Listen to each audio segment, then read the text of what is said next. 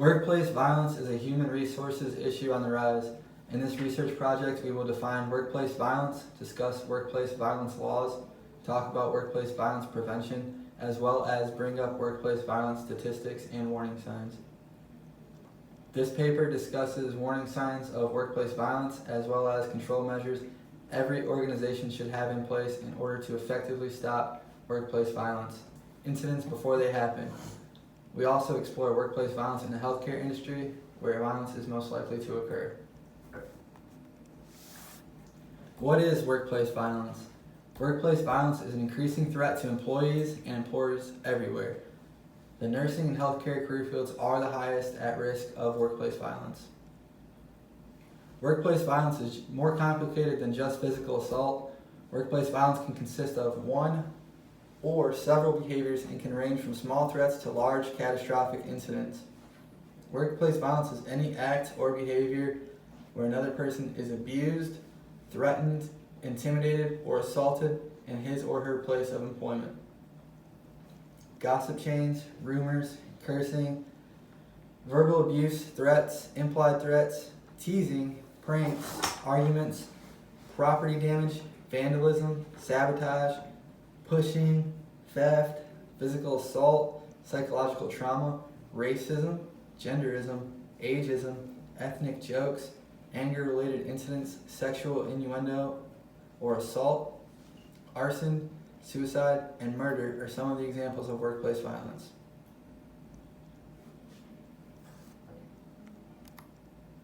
Why do individuals commit workplace violence? According to the Workplace Violence Handbook, there are two approaches to workplace violence: the rational choice perspective and the frustration aggression approach. The rational choice perspective assumes that aggressive behavior has a purpose or goal. People harm others if it will help them achieve some outcome that they value and if the costs are not too high. From this perspective, all aggression is instrumental behavior. Rational choice theorists use the name reluctantly because they know that rationality is bounded, that is, that behavior reflects subjective judgments about payoffs, and that individuals often make careless decisions with outcomes that are disastrous for themselves as well as their victims. In the case of aggression, actors may be in a state of mind in which they do not even consider the costs at the time, but the behavior is still goal-oriented, and the actor is still making decisions. From a rational choice approach, the use of violence is related to basic human desires. People want to influence others because many of our rewards are provided by other people. They want to be treated fairly, and they think that those who fail to do so should be punished. They want the esteem of others and to think favorably of themselves.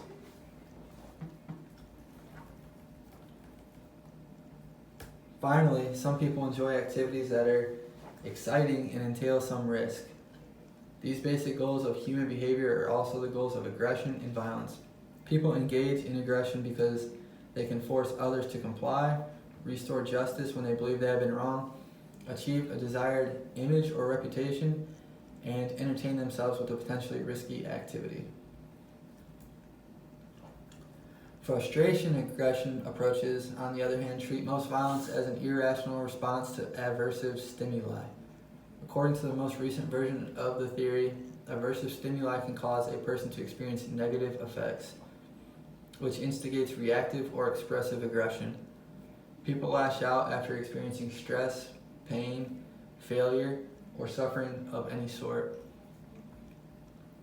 Although some aggression is instrumental, a means to an end, expressive aggression is more common. From a frustration aggression perspective, a rational choice perspective can only explain the motivation for instrumental aggression. The frustration aggression approach is basically a biological approach because the instigation for expressive aggression is a biological urge, not a reward. Aggression satisfies an innate desire to harm others when one is feeling bad or frustrated. A biologically based frustration aggression mechanism is necessary to explain expressive aggression without the biological connection. Expressive aggression is difficult to explain because it is difficult to argue that people are rewarded for aggression following exposure to most aversive stimuli. The rational choice approach, on the other hand, emphasizes social, psychological factors in the instigation of aggression. The effects of biology are more indirect.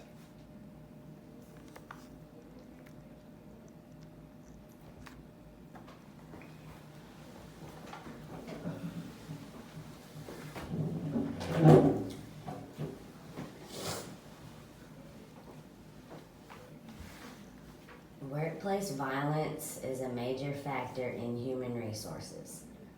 Human resource managers must be not only educated in workplace violence, but also have the ability to educate employees and frontline managers to ensure workplace violence prevention. Defining what violence is and what it is not helps increase awareness amongst the entire workforce. Employers must ensure a safe workplace for their employees, and employees must do their due diligence to become more aware of potential violent warning signs, and also take a more forward-looking approach in watching out for coworkers.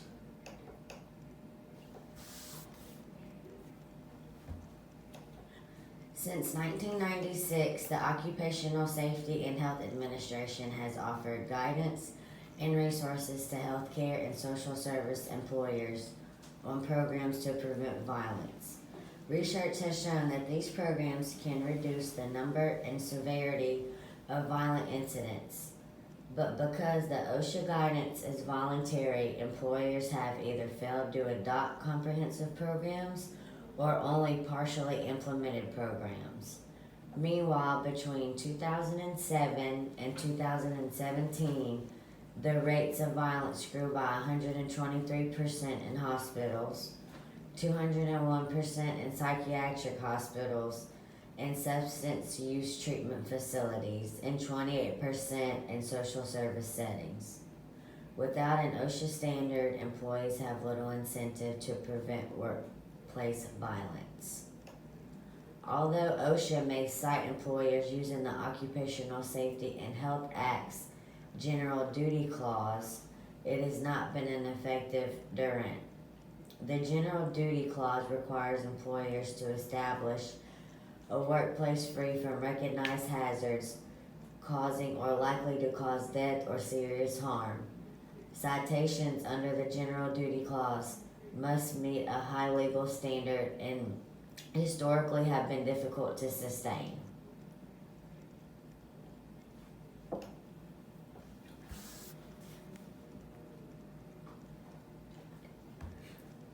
Workplace violence is any act or threat of physical violence, harassment, intimidation, or other threatening, disruptive behavior that occurs at the worksite. Violence in the workplace, especially in hospitals, is starting to be a major concern. Almost 40% of all employees in the healthcare industry are being recognized as being at an increased risk for non-fatal injuries. Workplace violence is now the main cause of work-related injuries among employees of all hospitals. The injuries have been held at government and state-run hospitals, substance abuse and psychiatric treatment facilities as well. The main cause of injury towards hospital workers was from the patients.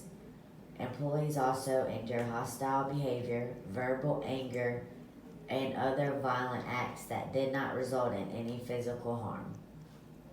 Evidence suggests that a lot of workplace violence has gone unreported. Bullying and non-physical verbiage from coworkers and patients has caused a decrease in production and work satisfaction.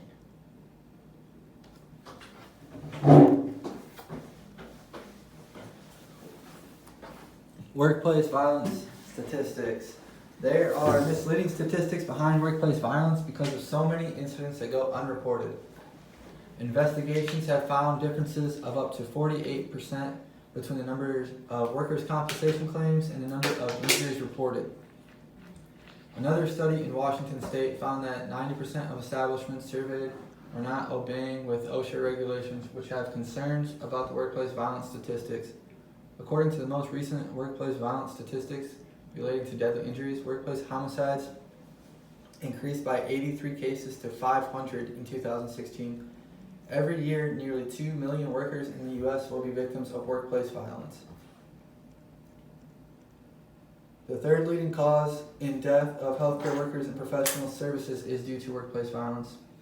The healthcare industry only makes up 9% of the workforce, but they endure more workplace injuries than all other industries combined. There are at least 30,000 reports of sexual assault done to women a year.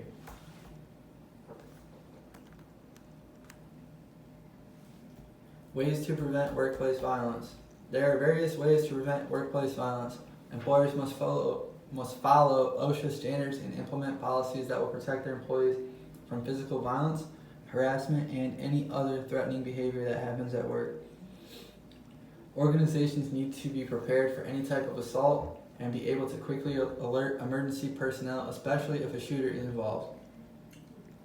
Almost 60% of workplace homicides occurred during robberies. There were over 500 workplace homicides in 2016, most of them being to male victims.